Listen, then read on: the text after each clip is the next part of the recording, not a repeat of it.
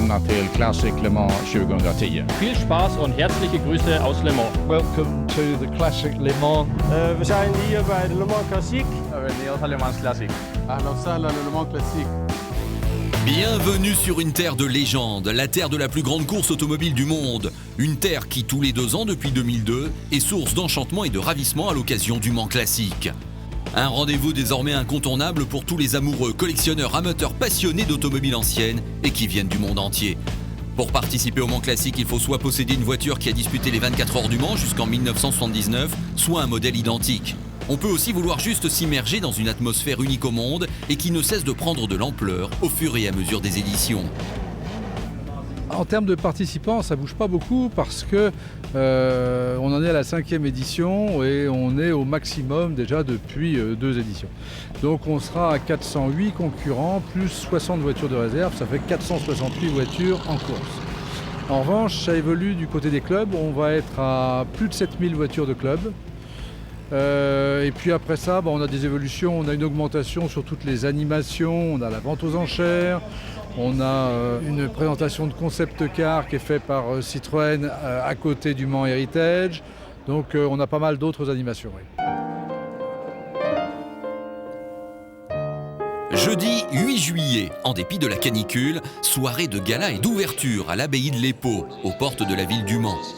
Des murs datant du XIIIe siècle pour une sorte de veillée d'armes de l'automobile du XXe siècle. Mais, et c'est là tout le sens du Mans Classique, si la nostalgie sera de la partie, il s'agira aussi d'un authentique regard sur l'automobile d'aujourd'hui et même du futur. On n'en est pas encore là. Vendredi 9 juillet au matin, ouverture des portes au public et déjà la fièvre qui monte dans le paddock. Il fait beau, il fait chaud, un délicieux parfum rétro flotte dans l'air. Oui, ce week-end et cette kermesse de l'automobile qu'est le Mans Classique ne seront pas comme les autres. C'est un rendez-vous unique en son genre qui se prépare.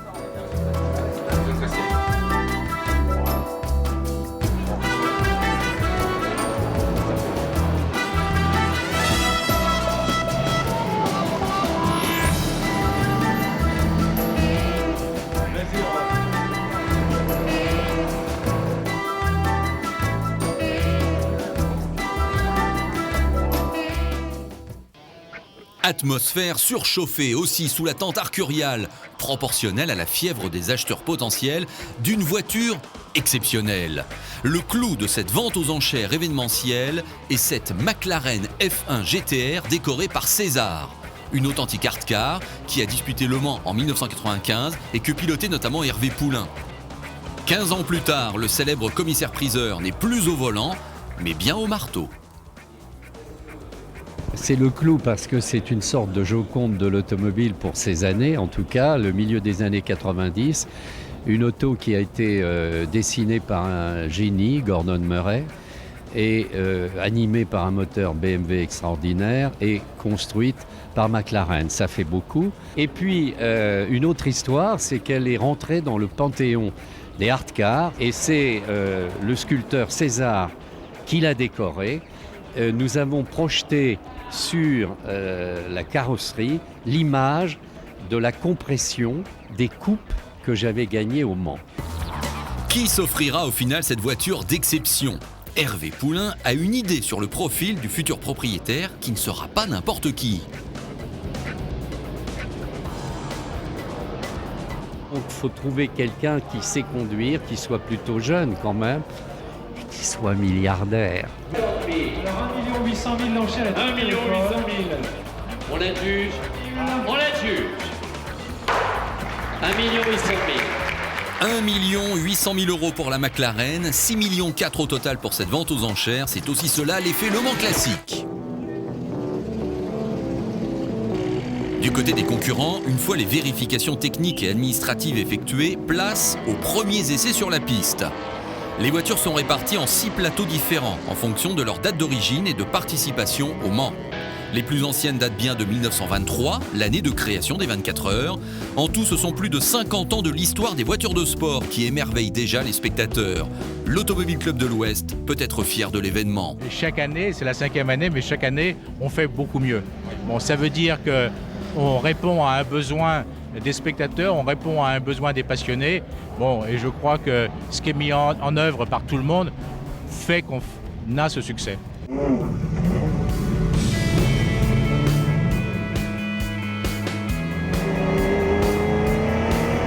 Le soir, premiers essais de nuit pour tous les concurrents. Les pilotes peuvent là connaître une émotion rare et précieuse. Se retrouver sur un circuit de légende, le grand circuit de la Sarthe, de nuit, et attaquer des portions mythiques comme les Hunaudière, Mulsanne, Arnage, Indianapolis et bien d'autres. Moment d'émotion garanti.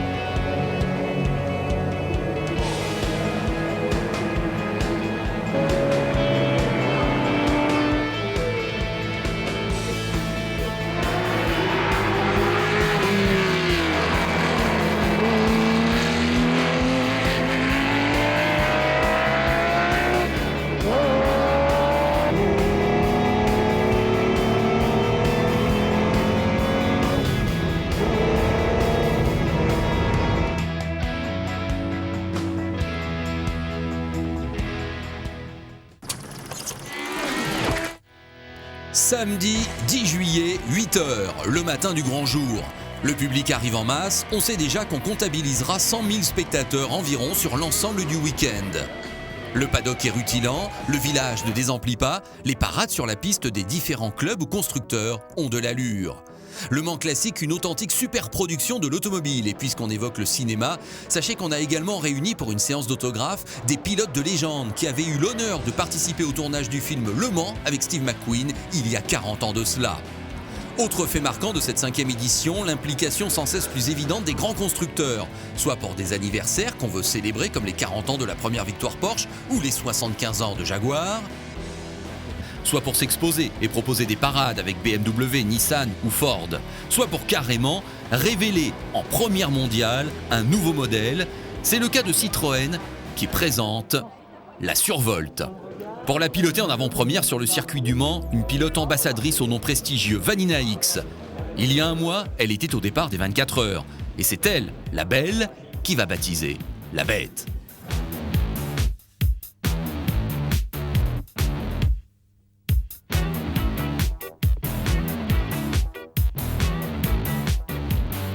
Le projet de départ, c'était de faire une petite voiture extrêmement sexy, extrêmement sensuelle. Et puis finalement de marier ce style très émotionnel, ce style très féminin aussi, dans les valeurs du style Citroën, hein, extrêmement sculpté, fluide, marié à une technologie de pointe qui est l'électrique.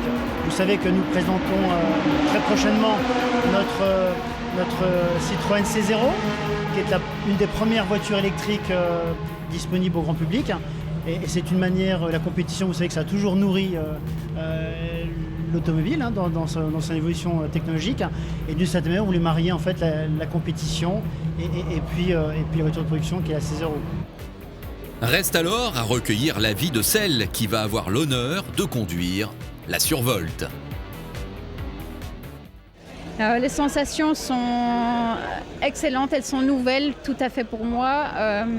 Il faut un peu de temps pour l'apprivoiser, la voiture, mais elle a un très bon comportement, un peu comme un kart, une accélération toute linéaire, pas de bruit.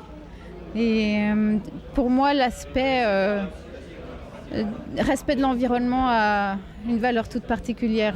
C'est un peu dans l'air du temps, effectivement. Ce qui est assez sympa ici au Mans Classique, c'est qu'on fait un voyage dans le temps. On a sous les yeux les plus belles voitures du passé. Et on a ici une des plus belles voitures du futur. Et la version électrique, effectivement, on doit s'y pencher. Super bien installée, elle est faite pour moi.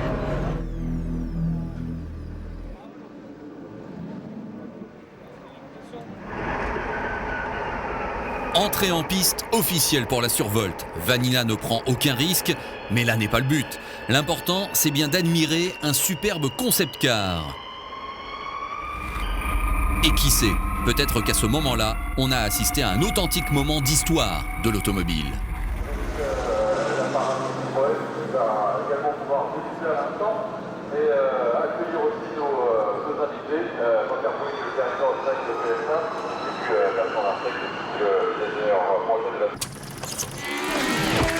Samedi 10 juillet, 15h45, le grand moment est arrivé. Comme au bon vieux temps, on recrée, le temps d'une procédure symbolique, ce qui a été pendant des décennies la signature du Mans, le départ en épi.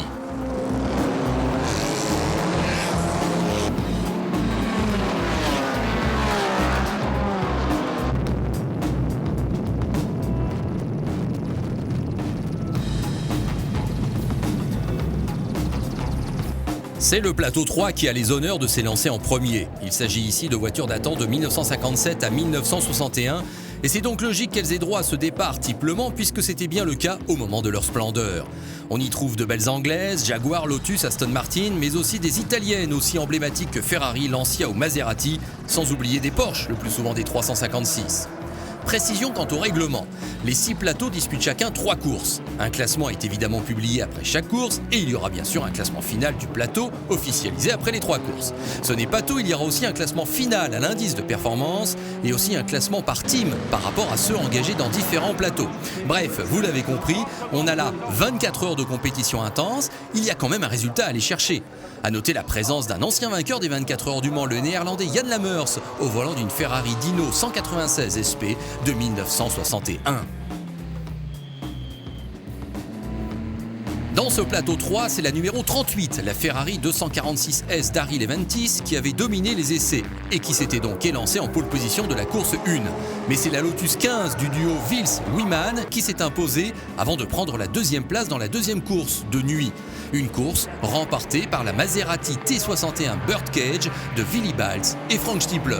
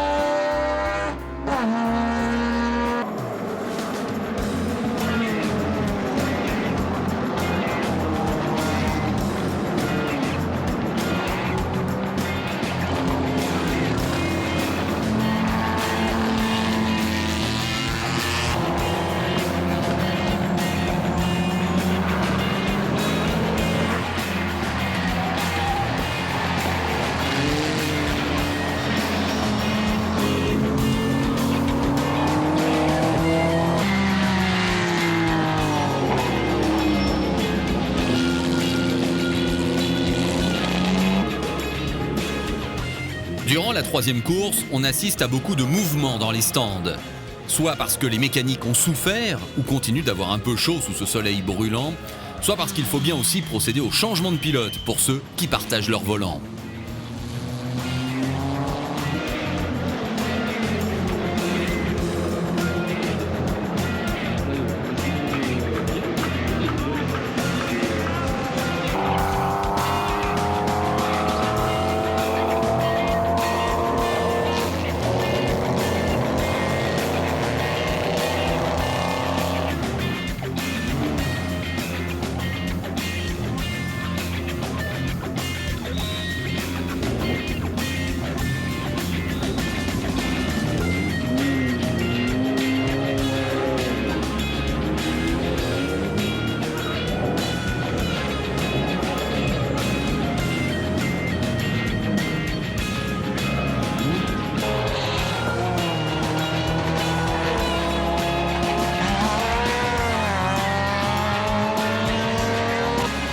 Une troisième course décisive en tout cas pour le classement final. Et c'est la Maserati qui va sortir vainqueur de cette dernière bataille. L'équipage Willy Balz et Frank Stiepler remportent ce troisième plateau devant 2 Lotus 15, une Aston Martin DB4 GT et la Lister Costin Jaguar menée par Monteverde, Pearson et Smith.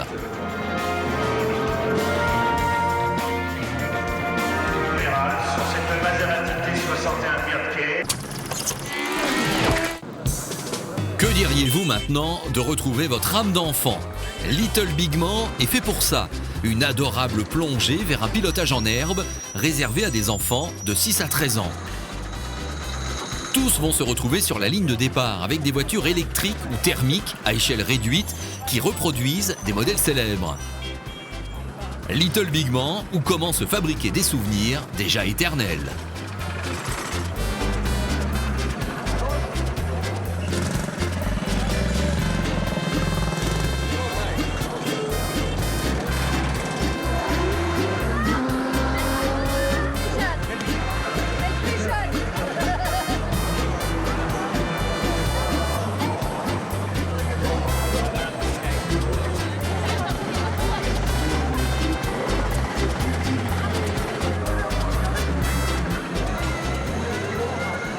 Bonjour, je m'appelle Armandine. Bienvenue au Little Big Man. Hello, my name is Michael. Welcome to Little Big Man. Salut, c'est Mathilde. Bienvenue au Little Big Man. Et je veux parler de Little Big Man. L'après-grille est en place. Dans quelques instants, les enfants vont vivre une expérience inoubliable. Mathilde, qui c'est qui t'a donné envie de faire de la course auto? Bah, c'est mon papa parce que chaque fois qu'il en parlait, il avait l'air très heureux et j'avais vraiment envie de partager sa passion avec lui. C'est quoi ta voiture? C'est l'Estelle. En fait, je devais avoir une Lotus 7, mais celui qui devait la faire, il est tombé malade. Du coup, c'est ça. Mais c'est très bien. Ça va, tu vas faire quelque chose de bien sur cette course. Oui. Mais c'est pas une course, en fait, c'est un défilé, mais on a le droit de doubler.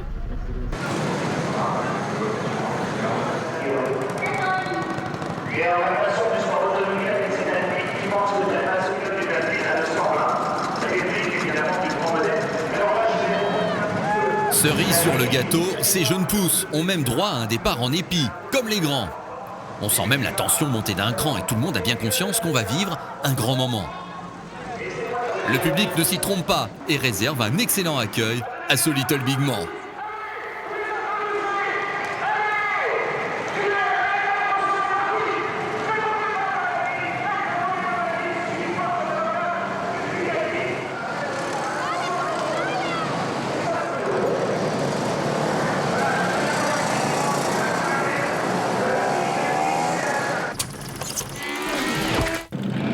Nous voici déjà avec le plateau 4 de magnifiques voitures des années 1962 à 1965.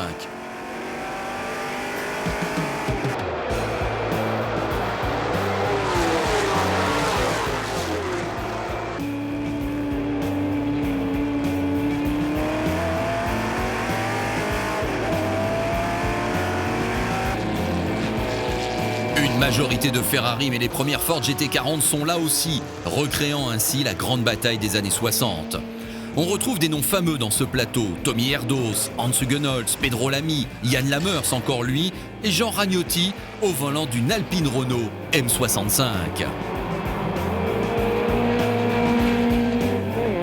On n'oubliera pas non plus Luis Pérez Companc, l'ancien pilote WRC, présent sur une Ferrari 330 TRI de 1962. Bref, un superbe plateau qui voit la victoire dans la première course de la Ford GT40 de l'Allemand Christian Glezel.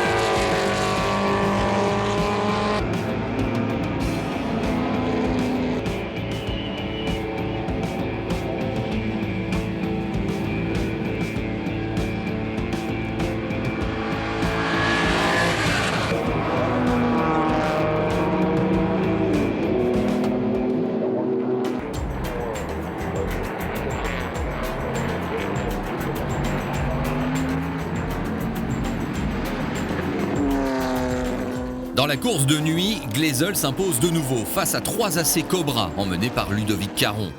Jean Ragnotier et son copilote Alain Serpaggi prennent la 11e place, tandis que Claudia Hürtgen, sur une Ferrari 275 330P, et Hans Hugenholtz, sur sa Ford GT40, ont connu des ennuis mécaniques.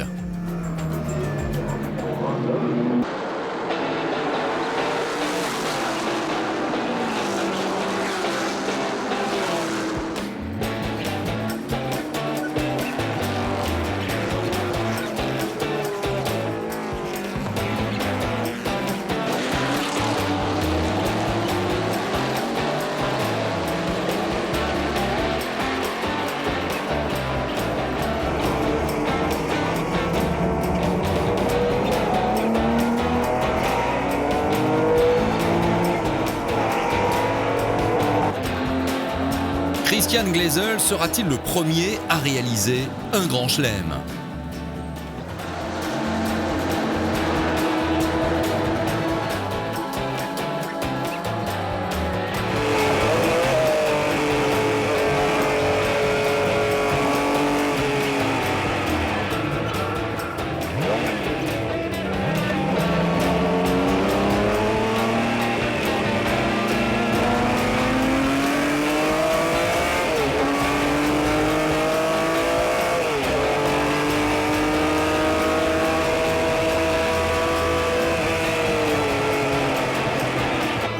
Eh bien la réponse est oui, l'Allemand s'impose de nouveau dans la course du dimanche, ayant surclassé tous ses adversaires.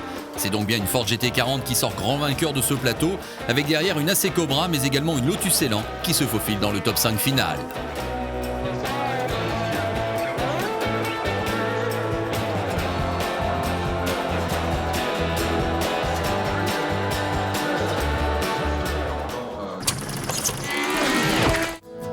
Direction maintenant un coin du village où il fait bon se ressourcer et apprécier encore et toujours des voitures qui ont marqué les esprits. C'est ici le lieu du concours Le Mans Heritage Club et le jury s'active autour des candidates. Il va bien falloir les départager. Jean-Pierre Plouet, le directeur du style chez Citroën et le président du jury, il est bien conscient de l'importance de sa tâche. C'est avec beaucoup de fierté effectivement que j'ai accepté ce challenge, hein. C'est une première et c'est pas très facile, mais je suis entouré de spécialistes, de très grands connaisseurs de l'histoire de l'automobile et du sport automobile. Donc c'est avec plaisir et beaucoup d'honneur que je participe à ce jury. Même l'Automobile Club de l'Ouest, avec cette magnifique Porsche 917 de 71, présente une voiture au Le Mans Heritage. C'est dire que ce concours est d'importance. Au final, pour le prix tant convoité du Best of Show, c'est une Adler Super Trump de 1937 qui l'emporte. Une voiture en cours de restauration et présentée de manière brute et forte, ce qui a fait la différence.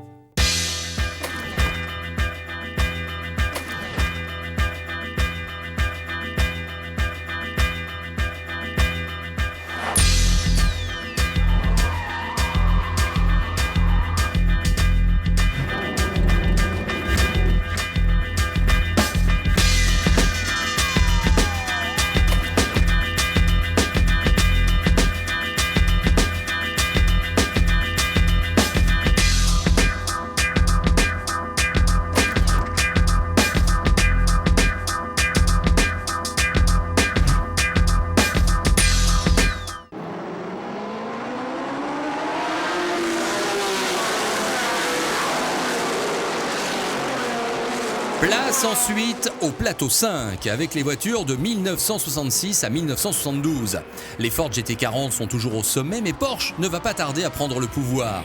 A noter la participation de la Porsche 917 numéro 42, arrivée 2e en 1971, mais avec à son bord le pilote qui avait gagné l'année précédente en 70, Richard Atwood, associé en l'occurrence à Vern Schuppan, vainqueur lui en 83. Quel équipage! D'autres grands noms sont de toute façon présents, comme Jean-Claude Andruet sur une Chevron B16 de 1971, Paul Belmondo sur une Chevrolet Corvette de 1972, Danny Sullivan, vainqueur à Indianapolis, sur une Alfa Romeo T33-2 de 1968, Sohail Ayari sur une Ferrari 360 GTB4 Groupe 4 de 1972, René Arnoux sur une Matra 660-01 de 1971, sans oublier les acteurs majeurs des courses d'endurance actuelles, de véhicules historiques de compétition, que sont les Sylvain Stepa, Carrie Leventis, Gregor Fisken, Bobby Verdonro, David Piper, Jean-Marc Lucot, Jacques Nicolet, Miguel Amaral et même le rocker Neil Primrose du groupe anglais Travis. Qualifiés en pole position, Jean-Marc Lucot et Jacques Nicolet imposent leur Ligier JS3 dans la première course. Une performance de choix pour Jacques Nicolet, qui a tout de même pris la 9e place au classement général des 24 heures du Mans un mois auparavant. Le duo connaît néanmoins des soucis dans la deuxième course. Et c'est cette fois la Lola T70 MK3 de Bernard Thuner qui domine les débats devant une autre Lola, celle de Léo Voyazides. Quant au duo fameux Atwood-Schuppan, il se classe 10e de cette course de nuit.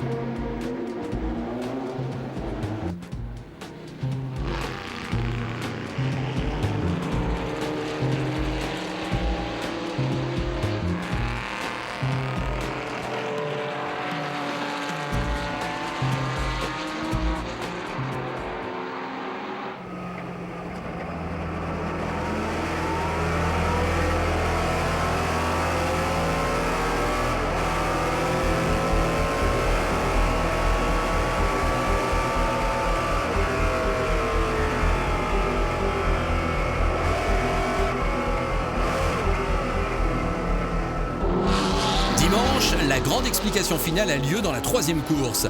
Et c'est Bernard Thuner qui sort vainqueur avec une 2e victoire, devançant de 10 secondes pile au millième près Atwood et Schuppan.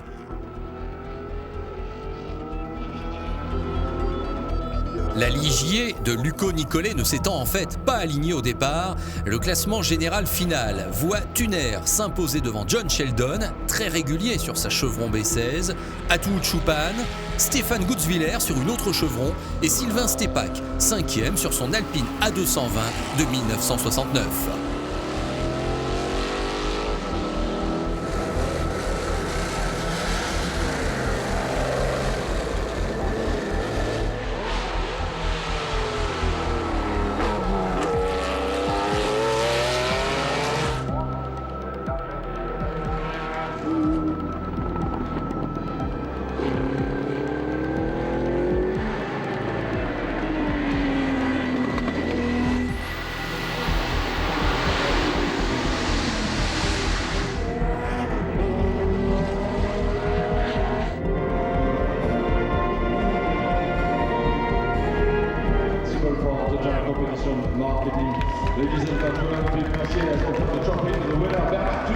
C'est très émouvant parce que j'ai fait 4 fois le Mans dans les années 90 et puis j'ai jamais vu l'arrivée pour commencer. Ensuite, depuis la première édition du Mans Classique, on est présent et c'est aussi la première fois qu'on a un peu de chance et que la voiture marche comme une horloge.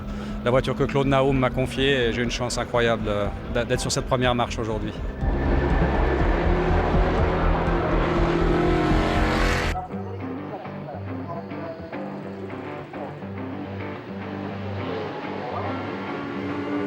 Et voici maintenant une authentique voiture mythique, la Ford GT40. Un modèle construit par Ford à seulement 126 exemplaires entre 1964 et 1968 et qui s'est imposé 4 fois au Mans, de 66 à 69. Sachez au passage que le chiffre 40 vient de la hauteur de caisse qui est donc de 40 pouces, soit 1,02 m. Dans un coin du paddock sont rassemblés d'heureux propriétaires de Ford GT40. Ils sont pour la plupart anglais. C'est d'ailleurs le seul club autorisé à venir au Mans Classique avec des répliques de GT40.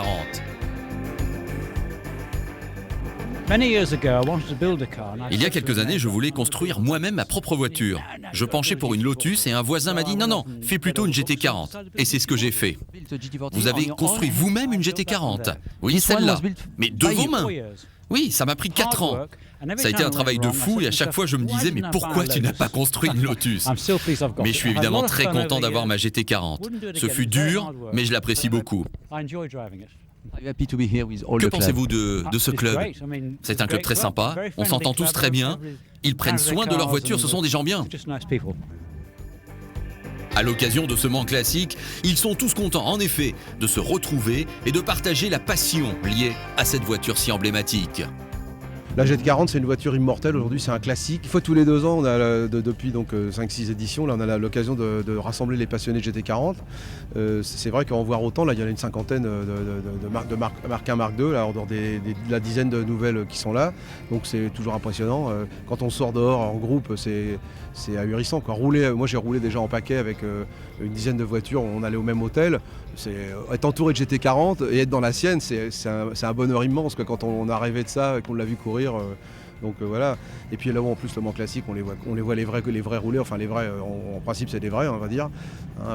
Donc c'est fabuleux quoi. Pour beaucoup de spécialistes et de nostalgiques, la Ford GT40 et ses duels face au Ferrari symbolisent la plus belle période des 24 heures du Mans, où les spectateurs se pressaient sur le circuit de la Sarthe par centaines de milliers. Toutefois, seuls les GT40 d'origine se sont élancés sur la piste pour cette édition 2010 du Mans Classique.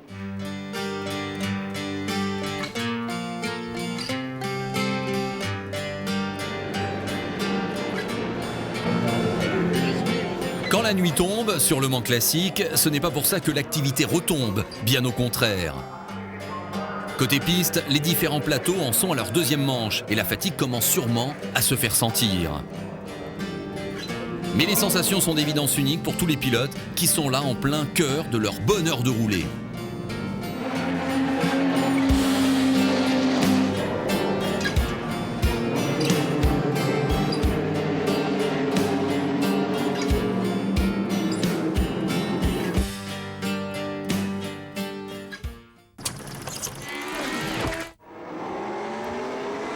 Passons au plateau 6, qui est le plus récent de tous pour des voitures de 1972 à 1979. Des Lola, des Chevrons, des Porsche prototypes, dont c'est alors la grande époque, et des temps autour qui restent impressionnants à des vitesses qui peuvent frôler les 200 km/h de moyenne sur les 13 km 629 du circuit du Mans.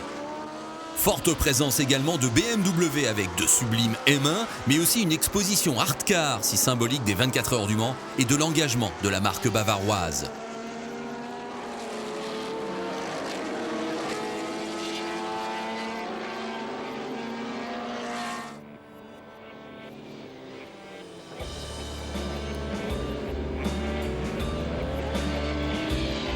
Côté tête d'affiche, signalons la présence d'Henri Pescarolo sur l'Inaltera de 1976 et toujours de grands noms de l'endurance historique. Paul Knapfield, Ferrari 512 BBLM, Neil Primrose, encore lui, Lola T290, Jean-Marc Lucot et Jacques Nicolet, cette fois sur une Porsche 936, Michel Quignou, Lola T280 HUA, Dominique Lacot, Lola T294 et même aussi le président de Motors TV et commentateur de la F1 sur RMC, Jean-Luc Roy, sur une Lola T298.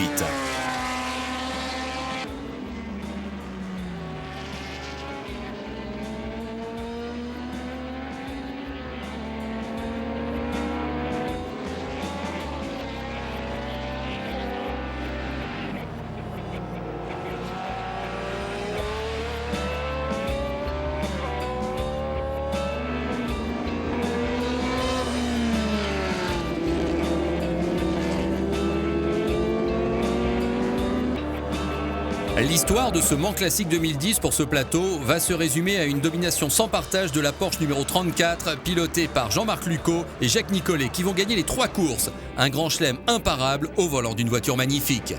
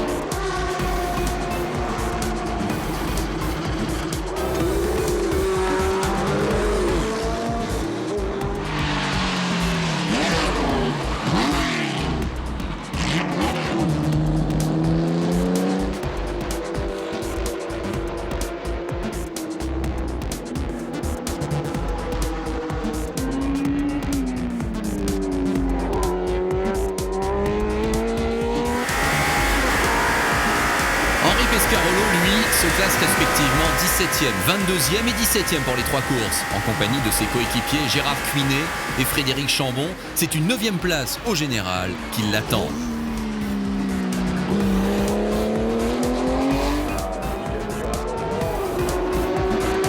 Au final, Luco et Nicolet devancent Patrice Lafargue et sa Lola, Ludovic Caron et sa Chevron, et un pilote professionnel en activité, Sohail Ayari avec sa Ferrari. Jacques Nicolet, le vainqueur en délit, la sélection un pilote parti podium, et en l'honneur de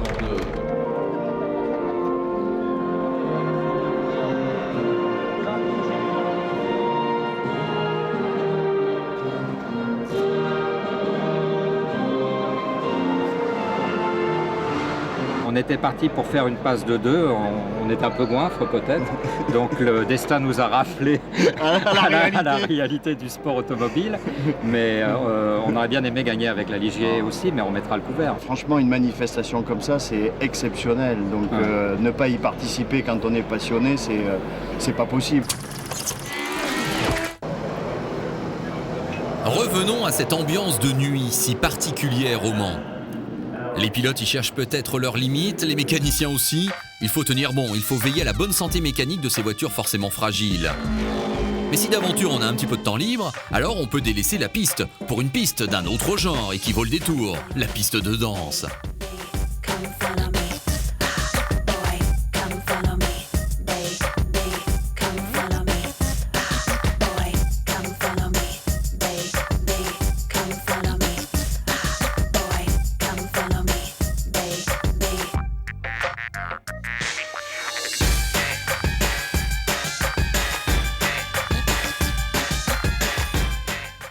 La nuit du Mans Classique, c'est aussi une petite visite à la direction de course.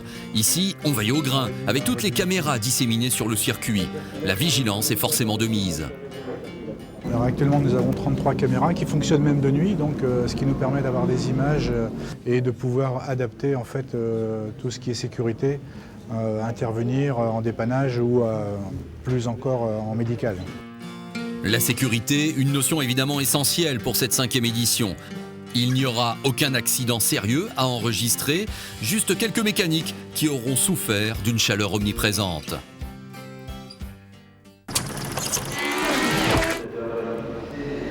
Dimanche 11 juillet au petit matin. Le jour s'est levé et dans un coin du paddock, c'est une ambiance 50s qui attire l'attention.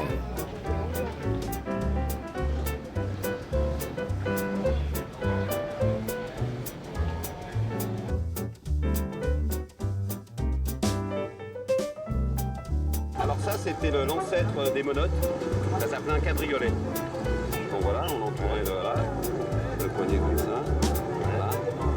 Ah oui, oui. Vous voyez, donc même les balaises, ils venaient. Hein. On est copains tous les deux? Oui, hein. Ah bon? Oui, vous n'avez pas l'impression? Je vais ressortir tout de suite, moi.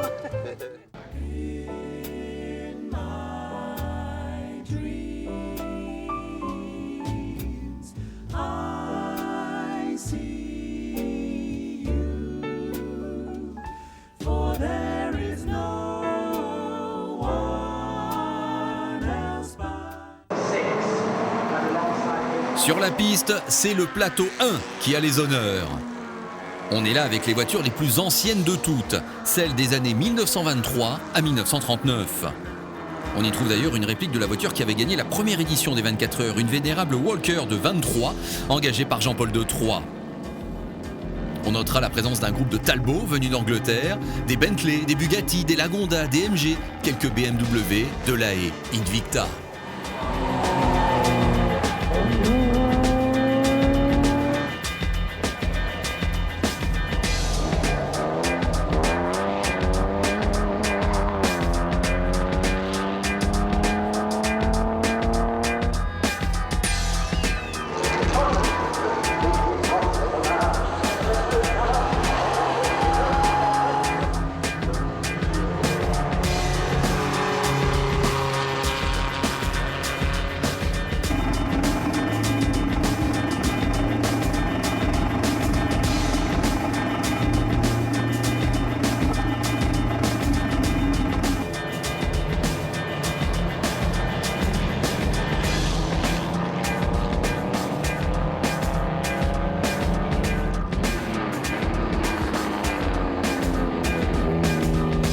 pilotes, quel plaisir de retrouver Jean-Pierre Josso, double vainqueur au Mans, dans cette Simca 8 de 1938. Mais aussi des familles de passionnés comme les Duboucheron, Bentley, les Blakeney Edwards, Invicta, les Nicolosi, Bugatti, les Bugler, Lagonda, les Frankel, Bentley ou les D'Ieteren, Alfa Romeo et Invicta.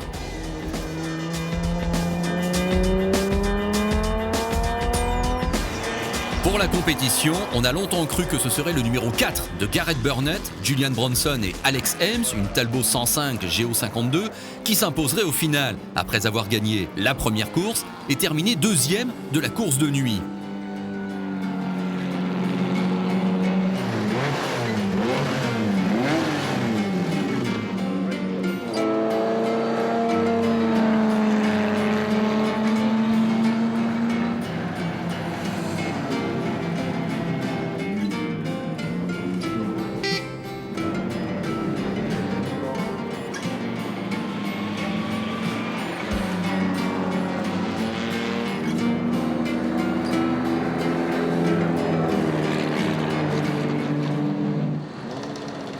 Mais la Talbot numéro 4 ne sera pas au départ de la troisième course. Elle va donc laisser les honneurs de la première marche du podium à la BMW 328 d'Albert Hotten, qui avait remporté la deuxième course et qui se classe par ailleurs 2 fois deuxième.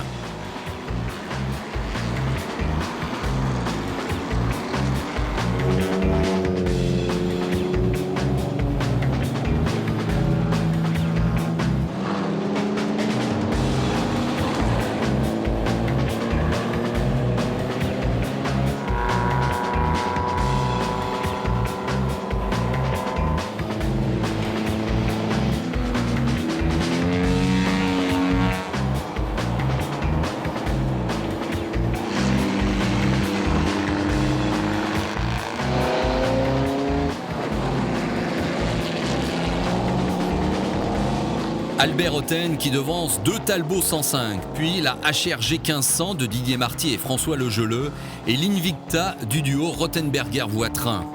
Le plateau 1, pas le plus rapide évidemment, mais sans aucun doute le plus sympathique de tous, et il n'avait pas la partie facile face à des conditions météo caniculaires.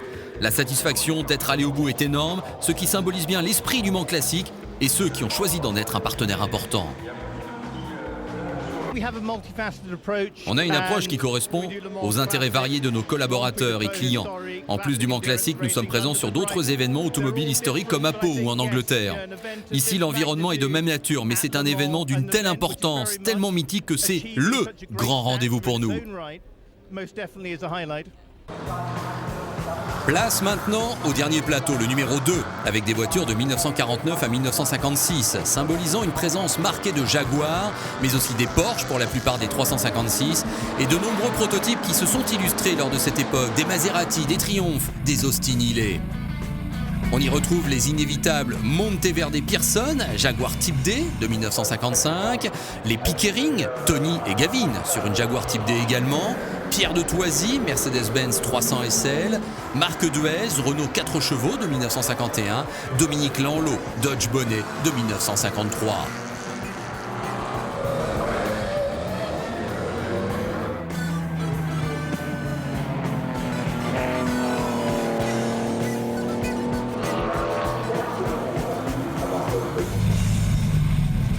Dans ce plateau, le suspense va durer jusqu'au bout puisque rien ne sera facile pour personne. Ainsi, les vainqueurs de la première course, les Pickering, aidés de Roger Earl, ils ne prennent que la 26e place de la deuxième course et ils ne sont même pas au départ de la troisième. Alex Buncombe, au volant d'une Jaguar Type C, remporte la troisième course et il s'était classé deuxième de la première. Oui, mais voilà, il ne prend que la 57e place de la deuxième. Monteverde Pearson alors peut-être. Certes, ils gagnent la deuxième course, mais ils n'ont été classés que 53e de la première. Bref, vous l'avez compris, ça se joue donc à la régularité et à ce petit jeu, mais ô combien important en endurance. C'est Peter Neumark et Baxter qui imposent leur Jaguar Type D avec des places respectivement de 7e, 3e et 3e. Il devance Nicolas et Henri Chambon, Maserati, qui échouent de peu après s'être classés 3e, 4e et 5e. Ensuite, mention à Nigel Webb et sa Jaguar, John Clark, Chris Clark et David Smithy sur Cooper, mais aussi Pierre de Thoisy et Robert Frowen sur Mercedes-Benz.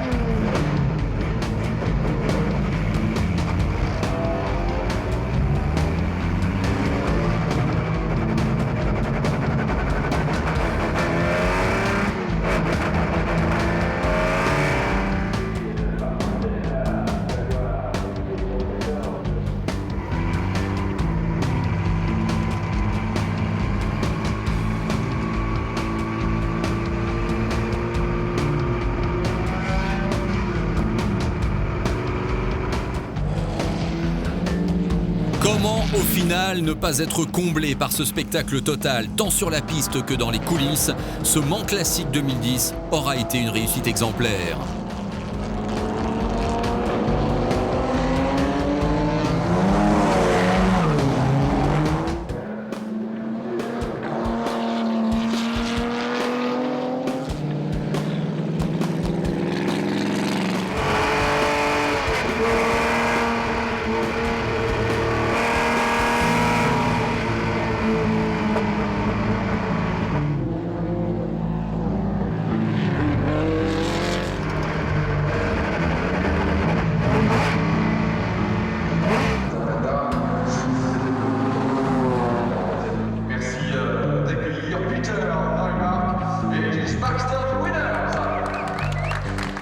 Voici, mesdames et messieurs, on se lève, bien sûr, on a pas mal puisé dans les forces.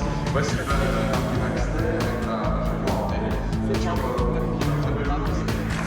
c'est parfait, voilà. Je vois qu'on est là, c'est bien, on est appuyé.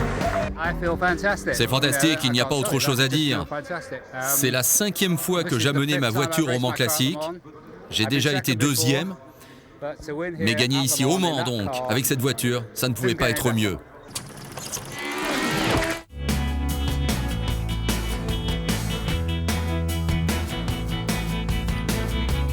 Remise des prix officiels ensuite. Tous ces concurrents qui sont allés au bout de l'épreuve et de leurs efforts méritent bien l'admiration et les applaudissements.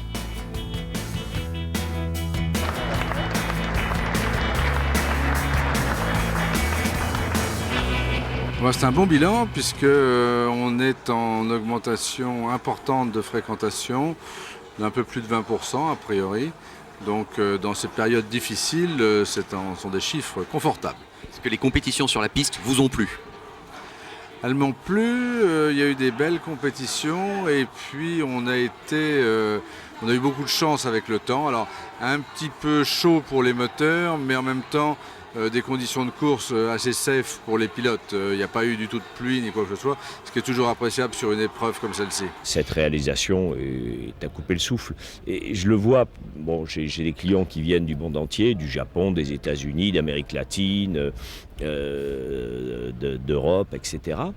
Et d'habitude, lorsque vous invitez des gens dans ce type d'opération, vous avez des remerciements du type « c'était super, c'était bien, merci encore », etc. Là, on a affaire à des remerciements dithyrambiques, du style inoubliable, surtout ne nous oublie pas pour la prochaine édition, on n'oubliera jamais, c'était fabuleux, on en a plein les oreilles, encore plein les yeux, on a vu quelque chose de absolument surréaliste. Pilotes, propriétaires, partenaires, spectateurs ou visiteurs, tous savent déjà que le prochain rendez-vous du Mans Classique en 2012 sera immanquable, comme l'a été cette 5e édition.